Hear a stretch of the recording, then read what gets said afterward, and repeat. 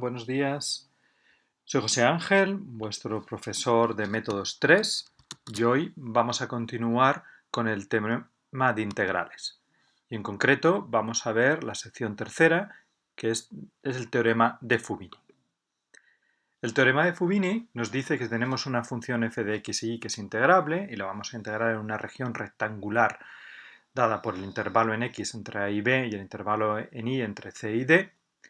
La definición de integral la tenéis aquí abajo, la integral entre a y b, integral entre c y d de la función diferencial de x diferencial de y. Esa integral es igual a hacerla primero en la dirección de las y's y después integrar en las x, o es lo mismo que integrar primero en las x y después hacer la integral en las y's.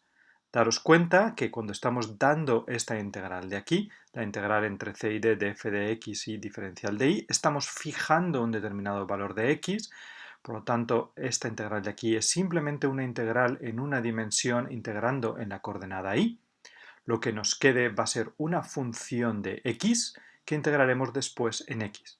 Cuando lo hacemos en la otra dirección, esta integral, la integral entre a y b de la función f de x y diferencial de x, donde y ahora toma un valor fijo, es simplemente una integral de una dimensión en x. La integral que nos quede va a ser una función que dependerá de la y, que integraremos ahora en y. También es una función de una integral en una dimensión que sabemos hacer. Veamos de dónde viene el teorema de Fubini.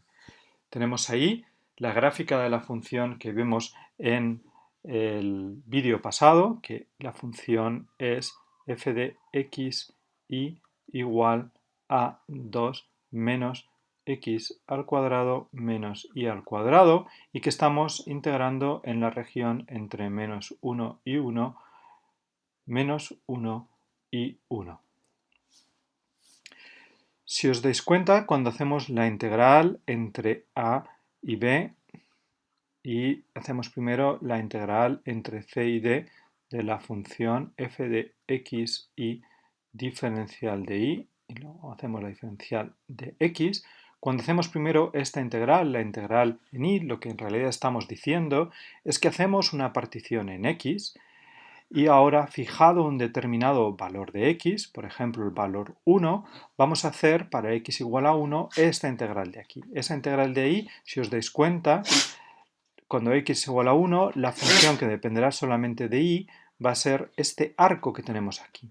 Al hacer la integral entre c y d, al hacer integral entre c y d en nuestro caso, lo que vamos a obtener cuando x es igual a 1 es el área que hay debajo de ese primer arco. Al multiplicarlo por diferencial de x, estamos obteniendo el volumen de esta primera rodaja, cuando estamos considerando la suma de Riemann.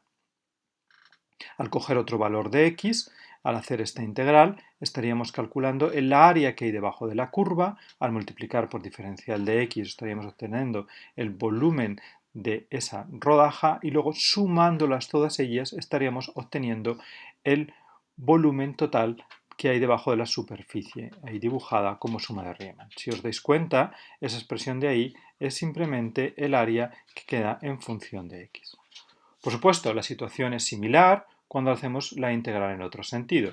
Consideremos primero una partición en y hagamos la integral entre a y b de la función f de x y diferencial de x para una y fijada y después hacemos la integral en y.